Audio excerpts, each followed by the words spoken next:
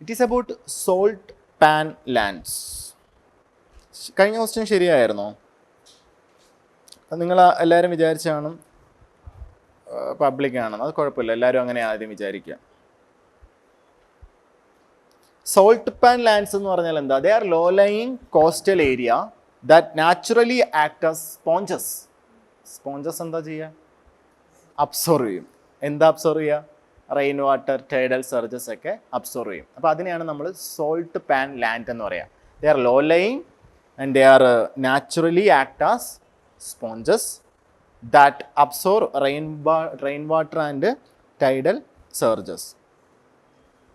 അപ്പോൾ ഇതിനെ നമ്മൾ അർബൻ ഡെവലപ്മെൻറ്റിന് വേണ്ടി കൺവേർട്ട് ചെയ്താൽ, സോ നമ്മൾ പറഞ്ഞു ദേ are naturally act as sponges which can absorb rain water and tidal surges.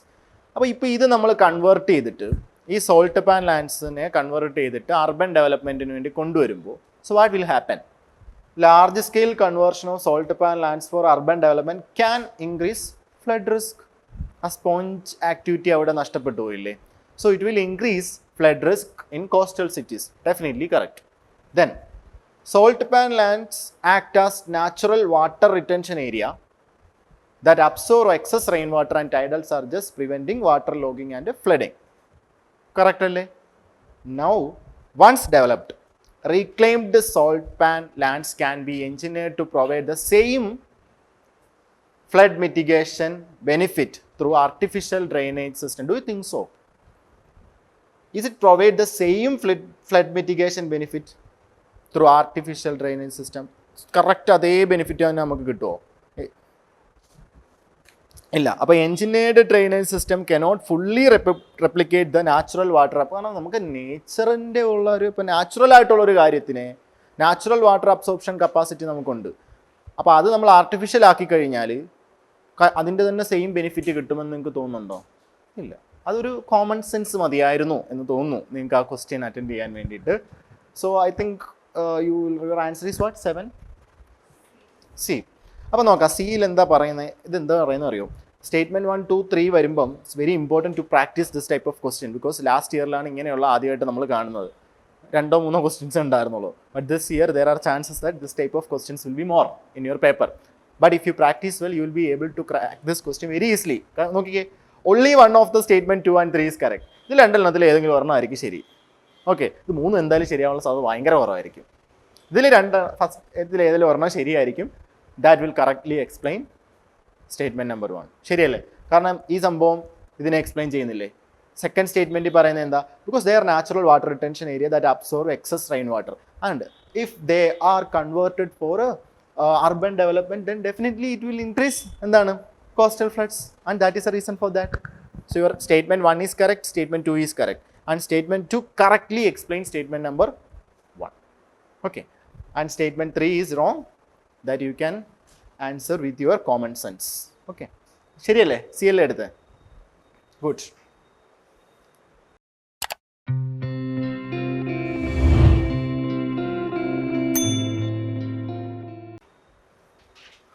Bose-Einstein condensate എത്രാമത്തെ സ്റ്റേറ്റ് ഓഫ് മാറ്റർ ആണ്? Okay, Bose-Einstein condensate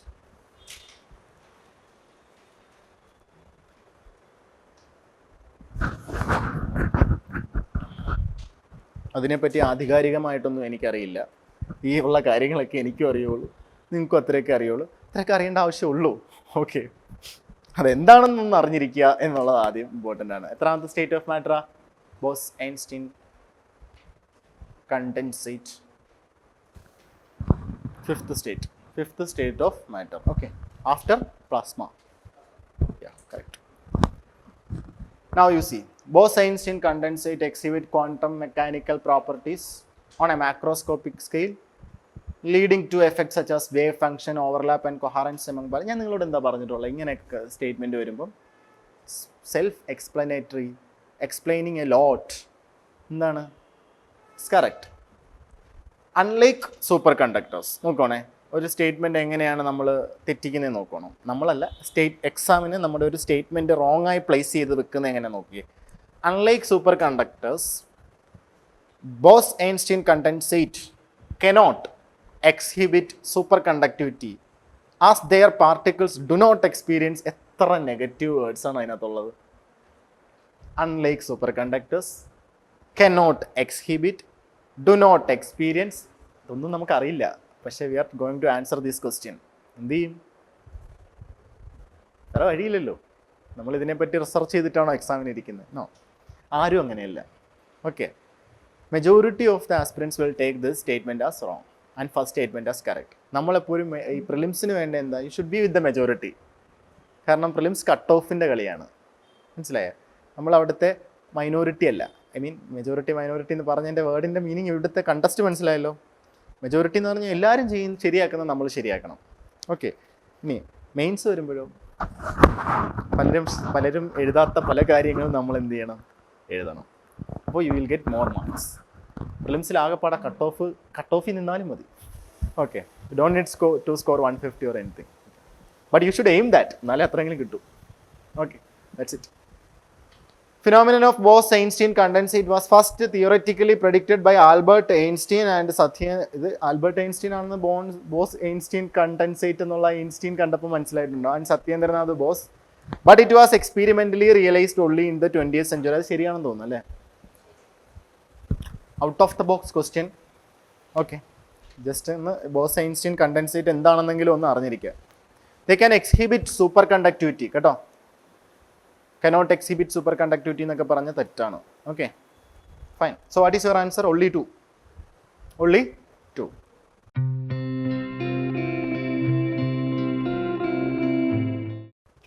This is very important.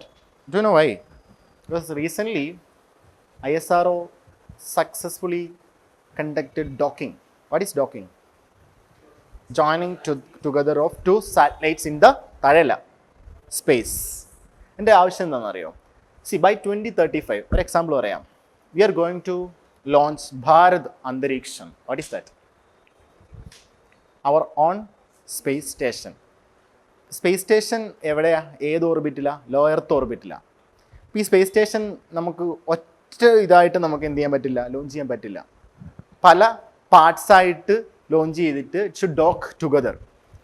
Okay, and also ഇപ്പം സ്പേസിൽ നമ്മളൊരു satellite ഇട്ടു. If there is any mistakes അല്ലെ any complaints, തിരിച്ച് നമ്മൾ താഴെ കൊണ്ടുവന്നിട്ട് റിപ്പയർ ചെയ്യണം എന്ന് കരുതിക്കോളുക. But if docking is there, നമുക്ക് എന്ത് ചെയ്യാൻ പറ്റും? സ്പേസിൽ വെച്ച് തന്നെ നമുക്കൊരു സ്പേസ് ക്രാഫ്റ്റിനെ എന്ത് ചെയ്യാം? റിപ്പയർ ചെയ്യാൻ പറ്റും. സോ അതുകൊണ്ട് it's a big milestone for our country, for ISRO. അപ്പോൾ അതാണ് docking. Now you read this. What is answer? Just നിങ്ങൾ ആ ഒരു സമയത്ത് പത്രം ചുമ്മാ ഒന്ന് വായിച്ചിട്ടുണ്ടെങ്കിൽ you will be able to answer this question. അത്രേ ഉള്ളൂ. അതിനെക്കുറിച്ച് കൂടുതൽ ഡീറ്റെയിൽഡ് ആയിട്ടൊന്നും നിങ്ങൾ പോകേണ്ട ആവശ്യമില്ല. It is joining of 2 or more space objects while they are in motion, often to form a larger integrated structure. Okay.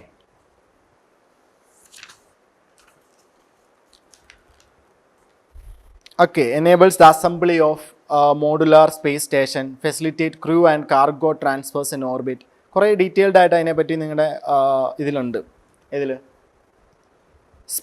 SpaDeX എന്നാണ് അതിന് പറയുന്നത്, ആ പ്രോഗ്രാമിനെ പറയുന്നത് SpaDeX, space docking experiment.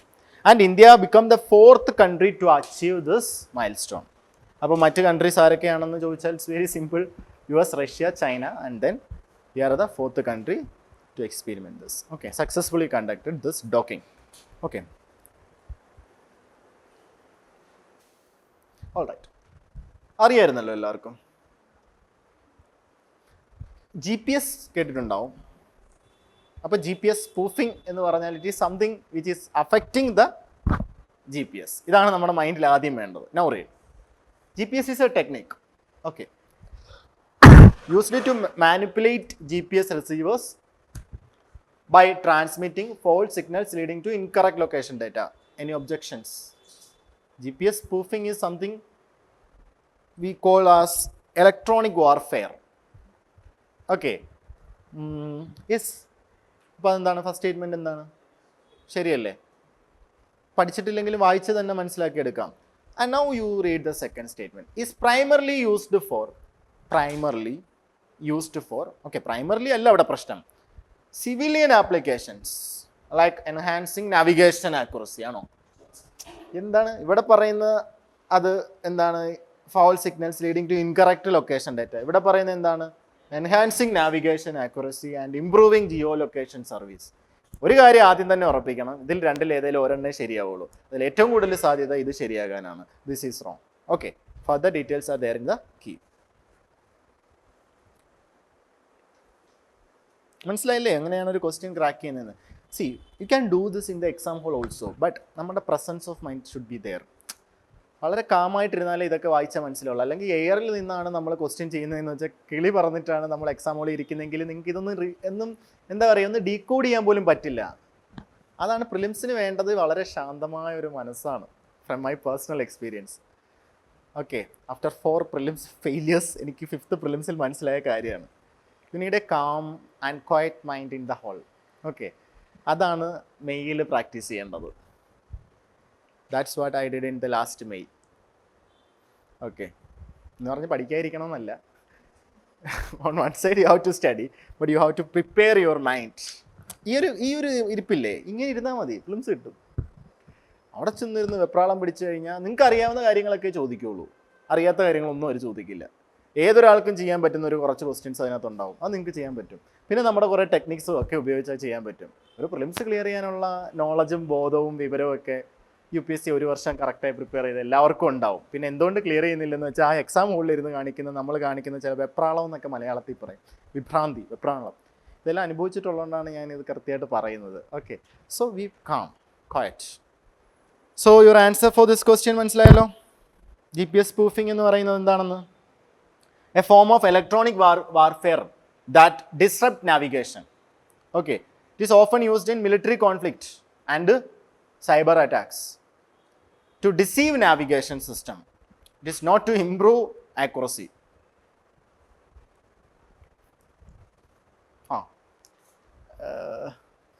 Both statement are correct. ഒന്നുമില്ല, വായിച്ചിട്ട് പത്രത്തിൽ എവിടെയെങ്കിലും വായിച്ചിട്ടുണ്ടെങ്കിൽ ചെയ്യാൻ പറ്റുള്ളൂ. US has rapidly emerged as the world's largest exporter of LNG, despite having smaller natural gas reserve than Russia and Iran. വളരെ കുറച്ചേ ഉള്ളൂ എങ്കിലും ഈ സ്റ്റേറ്റ്മെൻറ്റ് ഫ്രെയിം കണ്ടോ നിങ്ങൾ? ഒന്ന് വായിച്ചേ. US has rapidly emerged as the world's largest exporter of liquefied natural gas എന്ന് മാത്രം പറഞ്ഞിരുന്നുവെങ്കിൽ എനിക്കൊരു ഡൗട്ട് വന്നേനെ. പക്ഷെ അത് കഴിഞ്ഞിട്ട് അവർ അതിനെ എക്സ്പ്ലെയിൻ ചെയ്ത് തരുന്നുണ്ട്.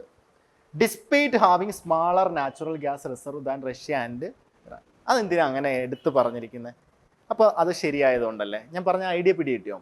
ഇപ്പം ഇത് ഇവിടെ വെച്ച് നിർത്തി തന്നിരുന്നുവെങ്കിൽ എനിക്ക് ചിന്തിക്കാം, okay, any other country can, Russia is there, Iran is there. But അവർ കൃത്യമായിട്ട് അടുത്തതിൽ പറയുന്നത് എന്താ?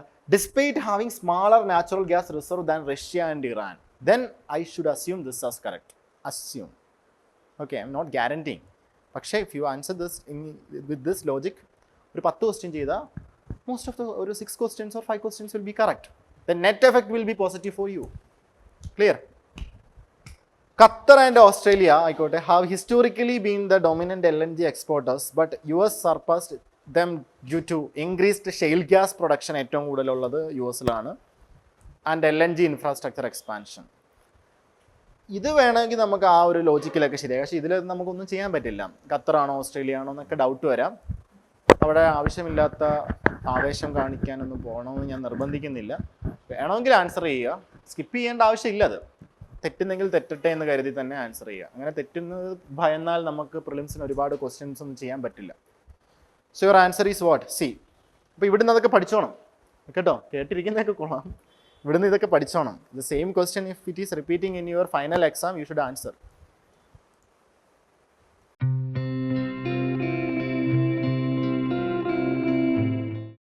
Gallant IAS, chasing your passion to ace.